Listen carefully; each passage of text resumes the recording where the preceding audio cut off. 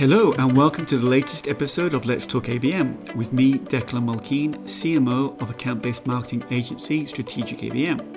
ABM is one of the hottest B2B strategies right now, helping companies to win, grow and retain their most important accounts.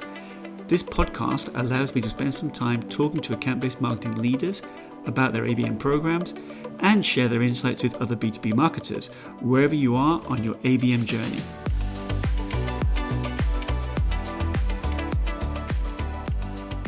Thank you, Riaz, for joining us this morning. Riaz, you're the CEO and founder or co-founder of Radiate B2B. Tell us a little bit about Radiate B2B and what your position is in the market. Yeah, sure. So first, really good to be here. Thank you for inviting me. We are an ABM sales and marketing platform. We primarily work at the top end of the funnel, but can work the way through. We target specific companies with advertising across the internet, right down to the persona and location. And that obviously allows within an ABM strategy to proactively reach companies that you couldn't normally reach. And then we tie all that together with data to basically start to predict which companies you should be talking to next. Okay, well, we'll get into that a bit deeper in a moment, but just, we're living through quite extraordinary times at the moment. What have you learned over the last few weeks with your business, and obviously on a business level, but also perhaps on a personal level as well? Yeah, it's interesting.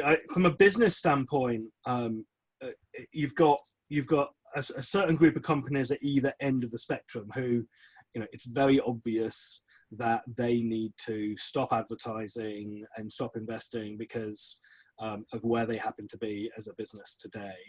And likewise, at the other extreme, you've got companies that are clearly able, they've got the bandwidth, they've got the war chest to be able to really go out and attack the market, and so are investing more in advertising. The tricky part is the bit in the middle. And when you're in that middle spot, you've got to basically be brave and make decisions, and those decisions are going to be very difficult. And so but what we're seeing across the board is advertising spend across the whole market is down, but a lot of that is B2C. In the B2B space, what we're seeing is the sort of early winners in markets, or the companies that are leading, are able to really take larger share of market voice. Because the cost of delivering these advertising is down as people have left. So supply is much higher and demand is lower. And so in some ways there's opportunity, but and like all things, when there is change, there is opportunity, but you just have to work out what's right for your business. So yeah, interesting conversations that we've been having as a result over the last few weeks. Yeah. Personally, so I handle all the commercial side of the business today, but I'm not a salesperson. My background is very much marketing and operations. And whenever I used to manage services teams and the like, so, I'm very used to, not quite at the same level obviously today, but very used to crises where, a product's rolled out and it's not quite delivered what you're supposed to deliver, and you're, basically putting out fires everywhere. And I'm quite pragmatic and quite calm. And so when this all happened, for me, I, fell back on that natural approach and sort of, looked at, right, okay, so what are we going to do? In the sales world, that doesn't quite work, because actually you have to realize and you have to factor in what's happening on the other side. It's not your internal team that you're trying to gather the troops and marshal and keep calm and take action. How you communicate to external companies is actually really important. And me being super pragmatic and super, this is what we've got to do, this is how we're going to solve it, and listening to where the company's going, and then trying to figure it out. If the person receiving that message isn't ready to receive that message, you've got to hold back. And so for me, I had to really learn. I've got great sales advisors who were warning me of all this and sort of coaching me on what I should be thinking about and how to approach that. But yeah. So linked to that, Riaz, there's obviously a lot of talk on LinkedIn, etc., about maybe now isn't the right time to sell, and that's kind of linked a little bit to what you just said now. But what's your take on that? Is now a time to be selling, or what's your approach? So I think, like all things, the definition of the word sell, there's a spectrum, right?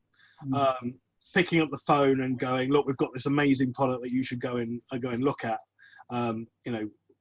isn't going to work right now.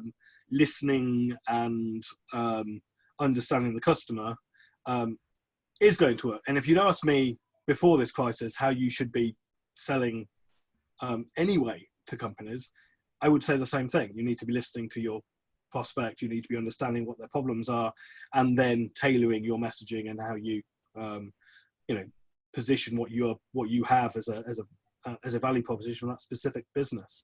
So in some ways, that hasn't changed. Obviously, the length of the sales process is probably going to elongate because there's a lot more change, and therefore how you fit in and how you work is different. But I do see an awful lot of companies on LinkedIn, especially, talking about, oh, now is not the time to sell. I don't really agree with that. I think the way you go about it should be very nuanced and very careful. But we're all here to work and to make the world go round, and the world doesn't go round if we all stop doing business. Correct. Yeah, I'm of the same opinion as you. I think we have to be sensitive to what's going on, and obviously not use this as any type of sales or marketing opportunity, but just talk to people, continue to have those conversations. It may not be the time to purchase, but it's definitely time to have those conversations and just to see where people are. And I think people will be grateful for those conversations as we're all sitting at home. We're all continuing to work, albeit that through rather extraordinary circumstances. So let's talk a little bit about ABM and data, right? Because I know this is a hot topic for you. Talk to us about how do you see data impacting ABM? So I came at this indirectly. So the idea of building Radiate came at this because of data. The amount of data that is now available to B2B companies, both first party and third party, is huge compared to previous times. And so it's critical. ABM, for me, it's been around for decades, but for me, the reason ABM is getting all the hype that it gets today is not because suddenly someone shone a light on this theory from decades ago. It's because someone shone a light on how we can use data to scale ABM and make it available to a much larger part of the market. And don't get me wrong, there's challenges, but we wouldn't be in business if there wasn't a challenge. If it was easy, it would happen overnight and off we go. It's never like that. Yeah. And so can you give us a use case of how you're seeing data being deployed across ABM programs? Yeah, I mean, commonly, one of the big ones is IP data. If you go back several years ago, I looked at it, probably, must have been 2013, 2014, I guess. And the accuracy rate was 20 to 30%. It was dire. And I dismissed it completely at that point. 3 or 4 years ago, as I was looking at it, you could clearly see the data quality had increased significantly. And we were getting somewhere between 60 and 70, maybe even 80% match rates. And that suddenly allows you to build on top of it. And that's one of the big changes, obviously, in the ABM world is suddenly now we can build infrastructure on top of this data that we know is accurate, and we can make decisions off that.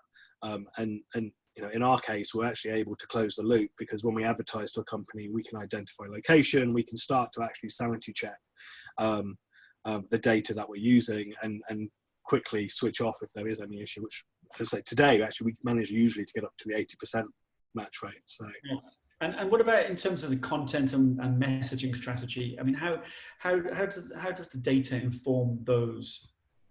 Right. So, once you can identify the company, you can then start to identify, obviously, vertical. You can start to identify where it sits inside your, we think about with our clients their total addressable market, and within that, the different ICPs that come together to create it. And so suddenly you're able to know immediately, well, how important is this business to me? And therefore, based on that answer, do we, trigger extra investment in marketing towards that business? Do we pull in sales? And that's, going back to what I was talking about, introducing Radiate right at the beginning. We think of ourselves as a sales and marketing platform, not just a marketing platform, because ABM, obviously you need sales and marketing alignment, but there is a huge overlap in this between the two groups, and they have to work together to make this work with all this data. And talking about that kind of sales and marketing alignment, how do you see what makes a great ABM program or a successful ABM program? There's some prerequisites, right? Sales and marketing alignment is one of them. You will waste an awful lot of money on an ABM program if you're doing it just on the marketing side of the world. You won't be able to scale very far if you just do it on the sales side of the world. So you need both to make this work. You need alignment around metrics. Back 10 years ago, when we were building Silverpop's B2B solution, we had MQLs, SQLs, and they were one thing, right? You could barely put a piece of paper between the two of them. But as every year's gone by, that's diverged and diverged and diverged. And for an ABM program to work, you've got to get aligned. It doesn't necessarily, usually isn't an MQL and an SQL anymore. It's usually about what are the milestones in a buyer's process that we want to get an account to, and there's agreement across that between sales and marketing. So those are some of the prerequisites. You need things like ICPs. You've got to understand your market. You need to understand the stakeholders that are involved. So there's some legwork around research. I'm not of the view, and maybe that's controversial, but that you throw lots and lots of money at research at the very top of your, when you're starting out your ABM program. My view is you spend a small amount of money on research to get enough information about the key prospects, your key companies that you really want to win, but you only start to invest as you go through various trigger points. And so as someone starts to show buying intent, then you might trigger a much deeper dive into, well, okay, so what's happening with the company? What's changed? Where do we fit in? Doing that at the start of the program, by the time some of these companies get into the buying phase, it's all wasted money. And are you seeing any trends with regards to, the different types of programs in terms of one-to-many, one-to-few, one-to-one, strategic ABM, etc.? What are you seeing in the market at the moment? Yeah, so we've seen a shift. The UK is an interesting space because there's an awful lot of one-to-one thought leaders in the UK. And one-to-one is important, but for most companies, one-to-one is very difficult to achieve at scale. It's too expensive. So you might do that with a small number of companies. But a lot of companies are investing more and more in one-to-few, and that's scaling up quite a large amount. So that increases with more and more clusters. But the big thing that we always see with our clients is normally when we start conversations with them, they think of them as three siloed strategies, and they're absolutely not. You might decide up front that a company is valuable enough that they sit in a one-to-few category. So that sort of defines a level of investment. And you might decide up front that they sit in a one-to-one because they are, a seven-figure contract, for example. But the one-to-many is actually a bucket of everybody that you use to promote up to a one-to-few or one-to-many, depending on insight, whatever that happens to be, right? And would you see, you mentioned promoting or promotion, would you also see accounts being demoted as well? Yeah, that's absolutely right. Yeah, we see this on the advertising side quite a lot. So so with our mid-size, with our clients that are targeting mid-sized companies, you're spending £5, maybe £10 a month in ad spend. For the larger ones, it could be 50, it could be 100.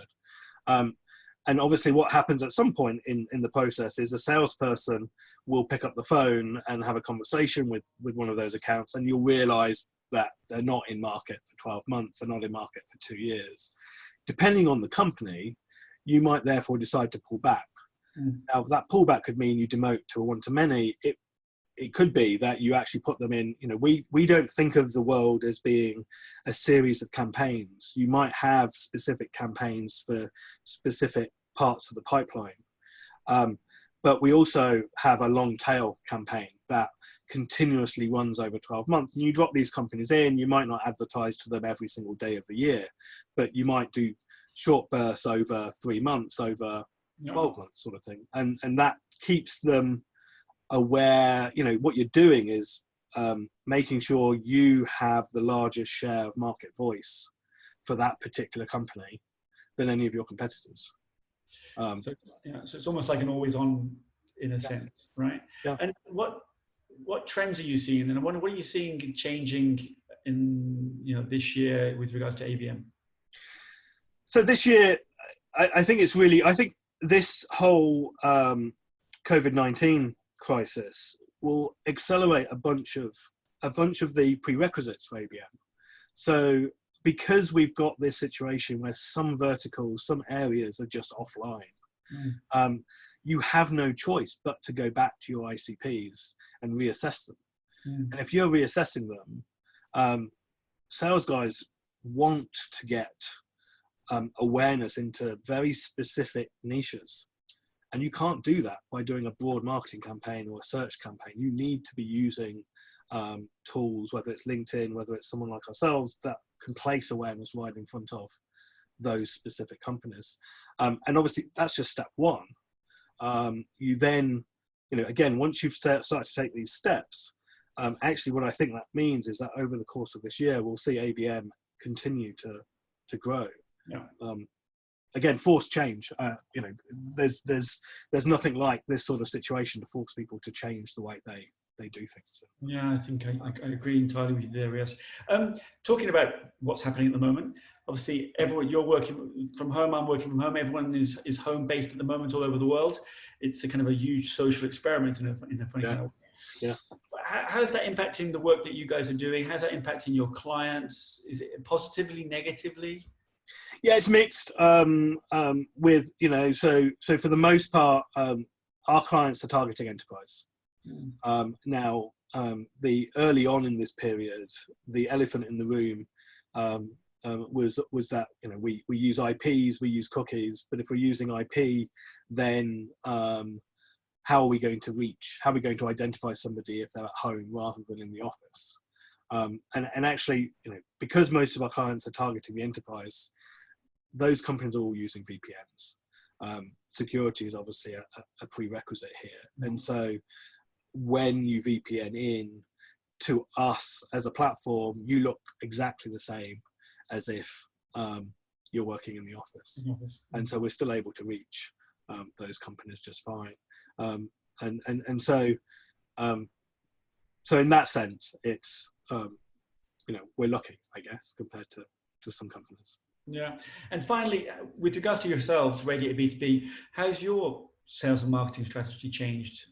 Yeah. For me, I think, the world hasn't ended, right? It's changed.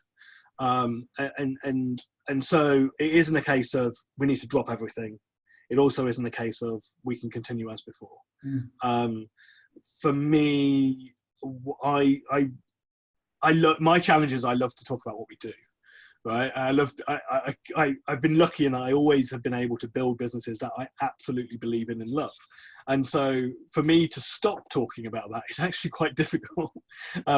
But there's always been, ABM is early, and there's always been a lot of education around what is it, how does it fit in, what does this situation mean for ABM? And so a lot of our commentary has been around, well, what should you be thinking about? And what should what should you do? And a lot of that has been done customer side. So working with data, working with what our clients are seeing to help them understand and help them do better in the current environment. But equally, externally, we've been doing lots of interviews like this, podcasts, webinars. Obviously, though, I think I react earlier to people in terms of what's the phrase? An avalanche of webinars, put it that way. I think I got burnt out with webinars about 3 weeks ago. I now go on very few webinars from a personal standpoint. But the messaging is changing. I think actually today people should now be thinking about the period after working from home. We know in the UK we're 3 weeks away, at least. But my view is that in 3 weeks' time we'll be opening up little parts of the economy, and that's going to continue to grow. And when that happens, we're going to have the same chaos that we had 3 or 4 weeks ago. And so as companies, as businesses, what we should all be trying to do is to plan for that environment today, flexibly, obviously, so that we can shift and change based on the environment. But if we don't do that today, then we'll lose time because of the chaos when we do start to come out. Obviously in Europe, they're already starting to come out. And so that's where my messaging is now focused on, is planning. How should you be planning? What should you be thinking about? What should you be doing? And being ready to pull the trigger. Because the companies that are going to reach, someone used the phrase escape velocity to me yesterday. The companies who reach that fastest are going to be the ones that are planning today, not the ones that are planning in once we know for sure that we're coming out. Yeah, well, we're in for a very interesting and perhaps a little bit of a bumpy ride over the coming weeks and months. So hope everything works out for yourself there at Radiate B2B. And thank you, Riaz, for your time today. Thank you. Lovely to talk to you. If you enjoyed this episode of Let's Talk ABM, be sure to subscribe so you're notified when a new episode is posted. Feel free to rate and review this podcast. Thanks so much for listening.